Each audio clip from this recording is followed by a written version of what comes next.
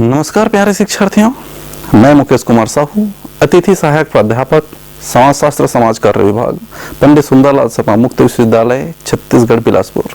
आज के इस व्याख्यानमाला में आपका स्वागत करता हूं। आज हम चर्चा करने वाले हैं सोशलाइजेशन यानी कि समाजीकरण की प्रक्रिया के बारे में।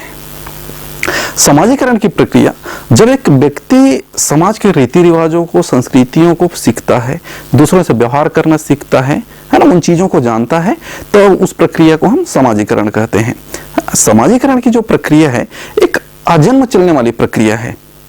व्यक्ति जन्म से लेकर के मृत्यु तक हर एक स्थिति में, हर परिस्थिति में अपनी भूमिकाएं, अपनी परिस्थितियों के बारे में जानता है, सीखता है। वही प्रक्रिया समाजीकरण कहलाती है।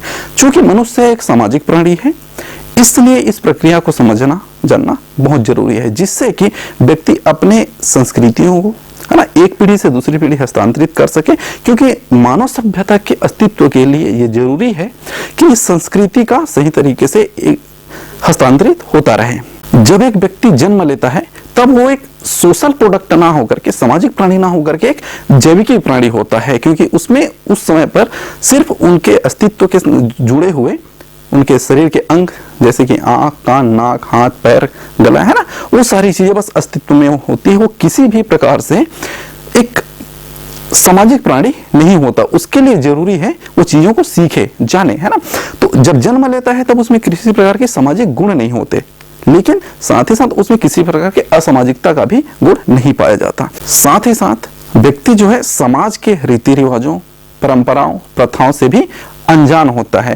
पर व्यक्ति कुछ शारीरिक शक्ति के साथ जन्म लेता है ना, तो वो शक्तियां उसे सीखने का भाव पैदा करती है। एक बच्चा यह नहीं जानता कि उसे किन परिस्थितियों में किस प्रकार का व्यवहार करना है, साथ ही साथ समाज उससे किस प्रकार के व्यवहार की अपेक्षा करता है। लेकिन व्यक्ति कुछ शारीरिक क्षमताओं के साथ जन्म लेता है और वही क्षमता उसे बहुत कुछ सिखा देता है। जो सामाजिक चीजें हैं वो चीजें सिखा देता है, जिससे कि वह समाज का एक क्रियाशील सदस्य बन जाता है, कि उसका समाजीकरण हो जाता है। मानव में भाषा का प्रयोग करने की क्षमता होती है, जो कि उसे ज्यादातर बेहतर सामाजिक प्राणी बनाता है। अपने भाषाओं को व्यक्त करने के माध्यम से वो बेहतर सामाजिक स्थिति में पहुंच सकता है, बेहतर समाज में अंतःक्रिया कर सकता है, लोगों से बातचीत करता है, तब वो चीजें, नई चीजें जानने लगता है। इन सामाजिक संपर्क के ही माध्यम से व्यक्ति जो है अपनी संस्कृति, परंपरा, रीति रिवाज, प्रथाओं, मूल्यों को जानने लगता है। जब वो अपनी संस्कृति वगैरह को जानता है तब हम उसे एक सामाजिक प्राणी कह सकते हैं। ये जो प्रक्रिया है सामाजिक व्यवहार को सीखना, इसी प्रक्रिया को हम समाजीकरण कहते हैं। ये प्रक्रिया किसी भी व्यक्ति को एक जैविकी प्राणी यानी कि बायोलॉजिकल प्रोडक्ट से एक सोशल प्रोडक्ट यानी कि एक सामाजिक प्राणी के रूप में परिवर्तित करता है। इसे परिभाषित करते हुए टालकट पार्सन्स कहते हैं, व्यक्तियों द्वारा सामाजिक मूल्यों को सीखने और उन्हें आंतरिकित करने की प्रक्रिया को समाजीकरण कहते हैं। जबकि न्यूमेयर कहते हैं कि एक व्यक्ति का सामाजिक प्राणी के रूप में परिवर्तित होना ही समाजीकरण है। अतः हम कह सकते हैं कि समाजीकरण वह विधि है जिसके द्वारा संस्कृति का एक पीढ़ी से दूसरी पीढ़ी में हस्तांतरित किया जाता है। इसके द्वारा व्यक्ति अपने समूह के रीति रिवाज, परंपराओं, संस्कृति, मूल्यों आदि को सीखता है। ब्रूम तथा सेल्जनिक, है ना, इन्होंने समाजीकरण के 3 पहलुओं का उल्लेख किया है, जिसमें से एक है सावयव, व्यक्ति और समाज। सावयव को हम शरीर रचना के माध्यम से समझ सकते हैं कि हर एक में शरीर रचना, हमारी शरीर रचना कंप्लीट होती है ना, जिसमें हमारे शरीर के सारे अंग मिल करके कार्य करते हैं। और ये शरीर जो रचना है हमें एक शक्ति प्रदान करती है सीखने की, जो हम चीजें आगे सीख सकते हैं। ये चीजें हमें मानव की तरह व्यवहार करने का सीख देता है। सावयव शरीर रचना जो है मानव को सीखने की शक्ति प्रदान करता है, और ये जो सीख है इसे हम समाज में व्यक्त करते हैं, सामाजिक व्यवहार में अपने व्यवहार के माध्यम से व्यक्त करते हैं। दूसरा जो इन्होंने पहलू बताया है वो है व्यक्ति समाजीकरण की प्रक्रिया का सबसे प्राथमिक पहलू होता है, क्योंकि उसके बिना व्यक्ति ही समाज में व्यवहार का संचालन करता है, संस्कृति का संचालन करता है, और व्यक्ति ही व्यक्ति को समाजीकरण की प्रक्रिया को आगे बढ़ाता है। उसके बिना समाजीकरण, क्योंकि व्यक्ति में ही स्व यानी कि सेल्फ का विकास होता है, और सेल्फ के विकास के बगैर समाजीकरण की जो प्रक्रिया है वो पूरी नहीं हो सकती। तीसरा जो पहली है उसे हम समाज कहते हैं। समाज ही वह जगह है जहां पर मनुष्य एक दूसरे के साथ अंतःक्रिया करता है, बातें करता है, व्यवहार करता है और उसी के फलस्वरूप वो नई नई चीजें सीखता है, अपनी संस्कृतियों को ग्रहण करता है, साथ ही साथ उस संस्कृति को आगे पीढ़ी को हस्तांतरित भी करता है। स्टुअर्ट और ग्लिन ने सामाजिकरण के 3 आवश्यक तत्वों के बारे में बताया है, जो कि आवश्यक तत्व हैं अंतःक्रिया, भावात्मक स्वीकृति और संचार या भाषा। सामाजिकरण की प्रक्रिया के लिए अंतःक्रिया बहुत जरूरी है, क्योंकि हम अंतःक्रिया के ही माध्यम से एक दूसरे को जानते समझते हैं। हम एक दूसरे के साथ जब बात करते हैं, एक दूसरे के व्यवहार को देखते हैं, उनको समझते हैं, तब हम वो चीजें सीखने की कोशिश करते हैं और यही प्रक्रिया सामाजिकरण कहलाती है। इसके लिए दूसरा जो इन्होंने आवश्यक तत्व बताया है वो है भावात्मक स्वीकृति का, क्योंकि हर वो व्यवहार समाजीकरण नहीं होता या हर वो चीज समाजीकरण नहीं होती जो सीखी जाती है। सिर्फ उसी व्यवहार को हम समाजीकरण कह सकते हैं जो कि समाज द्वारा आदर्श हो, समाज द्वारा स्वीकृत हो, समाज में पैमाने हो। अगर कोई व्यक्ति गलत व्यवहार सीख रहा है तो उसे हम समाजीकरण नहीं कह सकते। जैसे कि अगर कोई व्यक्ति चोरी करना सीखता है ना, डकैती करना सीख रहा है, तो हम उस प्रकार की प्रक्रिया को समाजीकरण नहीं कह सकते। तीसरा जो इन्होंने आवश्यक तत्व बताया है वो है भाषा या संचार। कोई भी व्यक्ति घर में बैठे हुए सारी चीजें नहीं सीख सकता, उसे जानने सीखने के लिए एक दूसरे के साथ बात करना पड़ेगा, एक दूसरे के सामने आना पड़ेगा, तब हम वो चीजें सीख सकते हैं। तो संचार का होना बहुत जरूरी है और ये जो सीखने की प्रक्रिया है वो भाषा के माध्यम से बहुत ही आसानी से किया जाता है। आइए अब हम देखते हैं समाजीकरण की कुछ विशेषताओं के बारे में। समाजीकरण जैसे हमने कहा सीखने की प्रक्रिया है, तो ये जो प्रक्रिया है आजन्म चलने वाली प्रक्रिया है। व्यक्ति अपनी जन्म से लेकर के मृत्यु तक के कुछ न कुछ चीजें सीखती है, नई नई परिस्थितियां उनको मिलती है, नई नई भूमिकाएं मिलती हैं। जैसे जैसे वह नए नए समूहों में अपने प्रवेश करता जाता है, उन समूहों के माध्यम से कुछ चीजें सीखती है। तो ये जो प्रक्रिया है आजन्म चलने वाली प्रक्रिया है। साथ ही साथ समाजीकरण में स्थान और समय का बहुत महत्व होता है, क्योंकि अगर हम देखते हैं आज से 100 साल या 200 साल पहले का समाज, तो उस समाज में स्वीकृति अलग तरीके से थे। जैसे कि महिलाओं की स्थिति को हम देख सकते हैं, पहले महिलाओं को पर्दा करना, घूंघट में रहना, घर की चार दीवारी के अंदर रहना, इस प्रकार की संस्कृति उनको सिखाई जाती थी। लेकिन अभी का समाज महिलाओं को आगे बढ़ाने के लिए, है ना, पढ़ाई लिखाई कराने के लिए, समाज के हर एक क्षेत्र में कार्य करने के लिए प्रेरित करता है। उस तरीके से उनका समाजीकरण किया जाता है। साथ ही साथ इसमें स्थान का भी महत्व होता है। जैसे एक भारतीय समाज है और एक यूरोपियन समाज है, पश्चिमी समाज है। तो भारतीय समाज में जो प्रथाएं चलती है वो हो सकता है सही है या गलत, लेकिन जरूरी नहीं है कि वही चीजें सेम हमें पश्चिमी समाज में देखने को मिले। उनका जो समाजीकरण है वो अलग रूप में चलता है, तो उनके लिए वो चीजें सही है, कोई चीज हमारे लिए सही है ना। दोनों का हम तुलना नहीं कर सकते। साथ ही साथ बहुत महत्वपूर्ण चीज है कि समाजीकरण के द्वारा संस्कृति का हस्तांतरण होता है एक पीढ़ी से दूसरी पीढ़ी में। अगर संस्कृति का हस्तांतरण ना हो, है ना, तो जो समाज का अस्तित्व है वो खतरे में आ सकता है। लोग चीजों को जानेंगे नहीं, समझेंगे नहीं।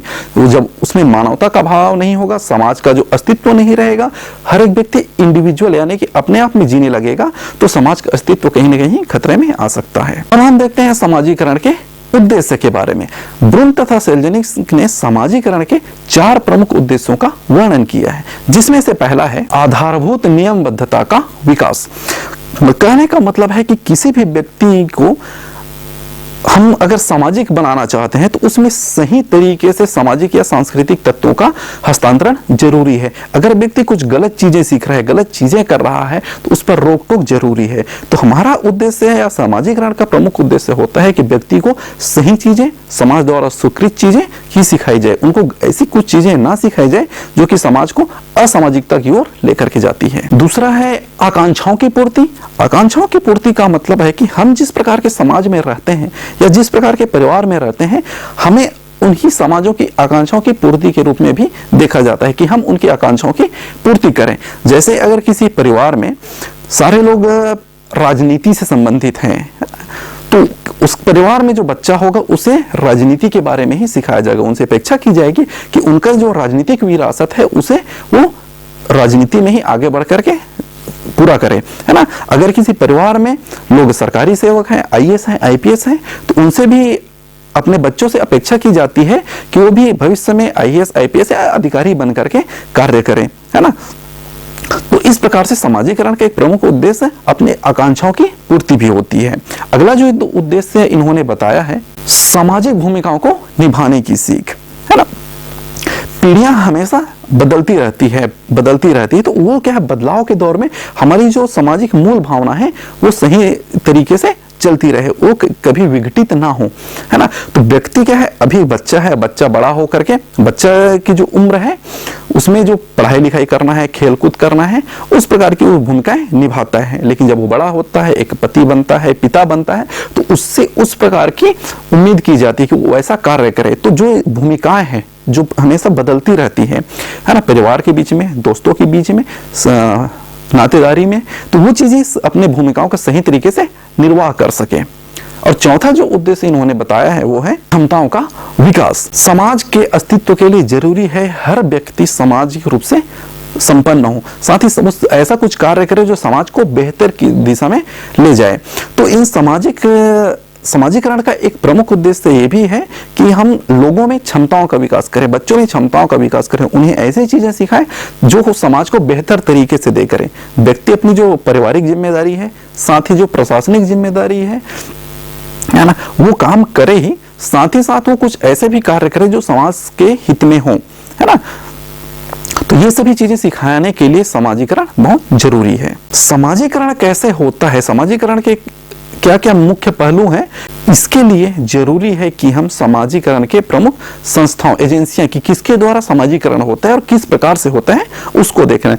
इसमें पहला है हमारा परिवार।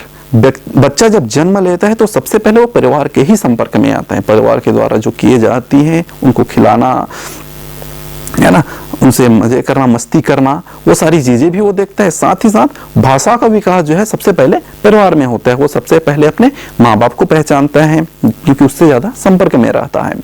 तो परिवार में जिस तरह का व्यवहार होता है वो बच्चा सबसे पहले वही सीखता है, और इसीलिए परिवार को प्राथमिक इकाई कहा गया है समाजीकरण के लिए। परिवार से ही एक बच्चा जो है वो अपने रीति रिवाज, संस्कृति, साथ ही साथ पारिवारिक मूल्यों को भी सीखता है। दूसरा जो संस्था है उसे क्रीड़ा समूह यानी कि खेल समूह जिसे बोला गया है।